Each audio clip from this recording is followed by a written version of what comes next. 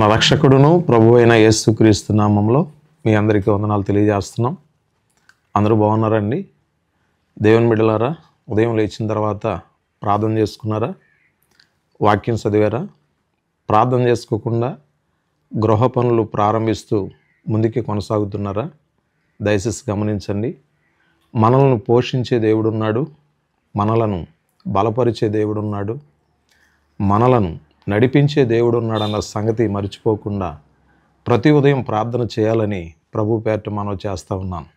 దేవుని బిడ్డలారా, ఈరోజు దేవుని వాక్యంలో నుండి కొన్ని విషయాల మీద చెప్పాలని నేను ఆశపడతా ఉన్నాను. మొదటి సమూయేలు గ్రంథం నుండి 1వ అధ్యాయము 10వ వచనాన్ని ఒకసారి జ్ఞాపకం చేసుకుందాం. బహు దుఃఖక్రాంతురాలై వచ్చి యెహోవా సన్నిధిని ప్రార్థన చేయుచు బహుగా ఏడ్చుచు. దేవుని బిడ్డలారా గమనించండి. దేవుని వాక్యంలో మనం చూసినప్పుడు దేవుని వాక్యం చెప్తా ఉంది కదా, ఒక స్త్రీ బహుగా ఏడుస్తూ సన్నిధికి వచ్చిందంటండి. ఎందుకు ఏడుస్తుంది ఆమె? ఎవరామె? అన్న విషయంలో చాలా సందర్భంలో దేవుని వాక్యం విన్నాం. అన్న విషయంలో చాలా సందర్భంలో దేవుని వాక్యం చదివాం. దేవుని బిడ్డలారా గమనించండి. అన్న తన జీవితంలో కార్యం జరగట్లేదని, అద్భుతం జరగట్లేదని, మహత్కార్యం జరగట్లేదని, గర్భఫలం లేని తన జీవితంలో గర్భఫలం కలగట్లేదని దేవుని బిడ్డలారా దేవుని సన్నిధికి వచ్చి కన్నీరు మున్నీరుగా ఏడుస్తూ ఉంది.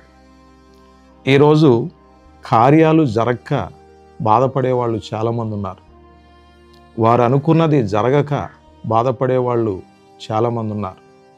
చాలామందికి చాలా కోరికలు ఉన్నాయి కదండి. కుటుంబ వ్యవస్థలో, కాపుర వ్యవస్థలో ఎన్నో కార్యాలు జరగాలని చాలామంది ఆశపడుతున్నారు కదా. గర్భఫలం కావాలని ఆశపడిన అన్న దేవుని సన్నిధికి వేగురమే వచ్చి బలిపీఠం దగ్గరికి వచ్చి కన్నీరు మున్నీరుగా ఏడుస్తూ ఉంది. ఎందుకు తెలుసా? గర్భఫలం కావాలని. దేవుని బిడ్డలారా గమనించండి. నీవెవరైనా కానీ నీ కుటుంబంలో ఏదైనా కార్యం జరగాలని నువ్వు ఆశపడితే దేవుని సన్నిధికి రావాలి, కన్నీళ్లు విడిచి ప్రార్థన చేయాలి. తప్పనిసరిగా నీ జీవితంలో గొప్ప అద్భుతాన్ని చేస్తాడు దేవుడు. దేవుని బిడ్డలారా, అన్న ఎందుకు అంతలా ఏడుస్తుంది? తనకు వచ్చే శోధన చాలా ఉందండి. కుటుంబంలో వచ్చేటువంటి బాధలు చాలా ఉన్నాయి. ఈ బాధలన్నిటిని బట్టి అన్న ఏడుస్తుంది దేవుని సన్నిధిలో. చాలామంది వారికి ఉన్నటువంటి బాధలు స్నేహితులతో చెప్తా ఉన్నారు, బంధువులతో చెప్తా ఉన్నారు, రక్త సంబంధులతో చెబుతూ ఉన్నారు. దేవుని బిడ్డలారా గమనించండి. ఎంతమందితో మీ బాధలు చెప్పినప్పటికీ అవి తీరవు. కానీ దేవుని యొద్దకు వచ్చి, దేవుని సన్నిధికి వచ్చి మీ బాధలు దేవునితో చెబితే తప్పనిసరిగా నీ బాధకు పరిష్కారం అనేది దొరుకుతుంది. కుటుంబాల్లో చాలామంది బాధపడే వాళ్ళు ఉన్నారండి. కార్యాలు జరక్క కన్నీరు మున్నీరుగా బాధపడే వాళ్ళు ఉన్నారు. దేవుని బిడ్డలారా, చాలామంది తల్లిదండ్రుల జీవితాల్లో మనం చూస్తాం. వారికి ఉన్నటువంటి కుమార్తెలు చదువు విషయంలో కానివ్వండి, వివాహ విషయంలో కానివ్వండి, ఆరోగ్య విషయంలో కానివ్వండి, పిల్లల యొక్క భవిష్యత్తు విషయంలో కానివ్వండి, చాలామంది తల్లిదండ్రులు కన్నీరు మున్నీరుగా బాధపడుతూ ఉన్నారు. పిల్లల జీవితాల్లో కార్యాలు జరగట్లేదని, పిల్లలు పరీక్షల్లో పాస్ అవ్వట్లేదని, పిల్లలు ఎంతో విద్యాభ్యాసం చేశారు, విద్యకు తగినటువంటి ఉద్యోగం రావట్లేదని చాలామంది తల్లిదండ్రులు కన్నీరు మున్నీరుగా ఏడ్చేవాళ్ళు ఉన్నారు. ఈరోజు కార్యాలు జరక్క బాధపడేవాళ్ళు చాలామంది ఉన్నారండి. దేవుని బిడ్డలారా, ఈరోజు నీకు ఎటువంటి కార్యం జరగాలని ఆశపడినా దేవుని సన్నిధికి రండి.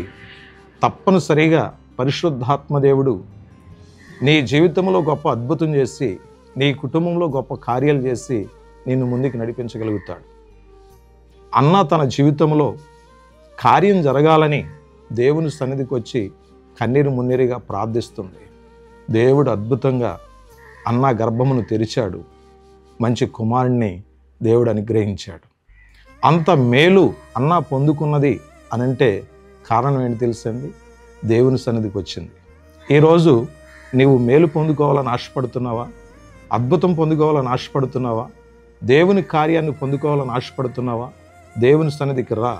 తప్పనిసరిగా దేవుడు నిన్ను ఆశీర్వదించి ముందుకు నడిపిస్తాడు. నీ కొరకు నేను ప్రార్థన చేస్తున్నాను.